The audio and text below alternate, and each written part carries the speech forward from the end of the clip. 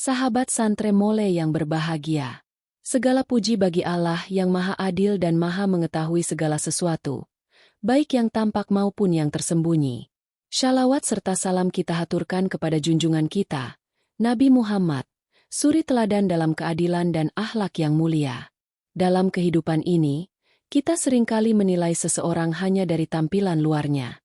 Padahal, Islam mengajarkan bahwa kemuliaan seseorang bukanlah dari rupa, harta, atau status sosial, melainkan dari ketakwaannya kepada Allah. Rasulullah bersabda, "Sesungguhnya Allah tidak melihat rupa dan harta kalian, tetapi Dia melihat hati dan amal kalian." Muslim. Kisah yang akan kita saksikan hari ini adalah pengingat bagi kita semua bahwa jangan pernah meremehkan seseorang hanya karena ia tampak biasa di mata manusia. Karena di sisi Allah, bisa jadi orang tersebut memiliki kedudukan yang jauh lebih mulia. Semoga kita senantiasa menjadi hamba yang penuh dengan adab, rendah hati, dan tidak tergesa-gesa dalam menilai orang lain. Diduga orang biasa, wanita ini dimaki polisi. Detik-detik polisi syok saat lihat identitasnya. Suasana di jalanan ibu kota sore itu cukup padat. Di tengah kemacetan, seorang polisi bernama Asep tengah mengatur lalu lintas dengan ekspresi sedikit kesal. Ia baru saja berhadapan dengan pengendara mobil hitam yang tidak menyalakan lampu sein saat berbelok. Dengan gerakan tegas, Asep mengetuk jendela mobil tersebut. Kaca perlahan turun, memperlihatkan seorang wanita muda dengan wajah tenang. "Bu, tahu nggak kalau tadi Anda hampir menyebabkan kecelakaan?" bentak Asep tanpa basa-basi. Wanita itu tetap tenang, hanya menatapnya dengan sorot mata tajam.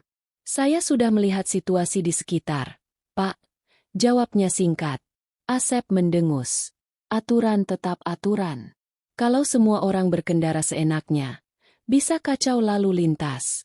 "Saya butuh SIM dan STNK Anda sekarang."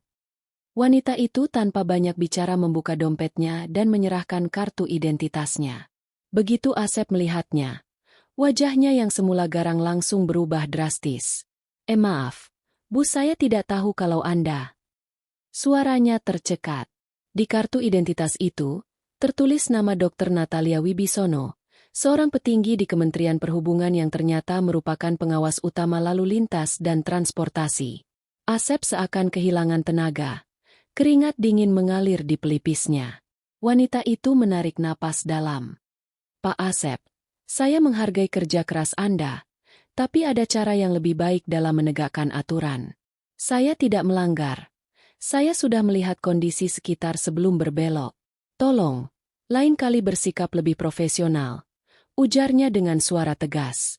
Asep hanya bisa menunduk malu. "Iya, Bu, saya mohon maaf." Tanpa berkata lagi, wanita itu menyalakan mesinnya dan pergi, meninggalkan Asep yang masih berdiri terpaku, tidak menyangka bahwa ia baru saja memarahi salah satu pejabat tertinggi di bidang lalu lintas.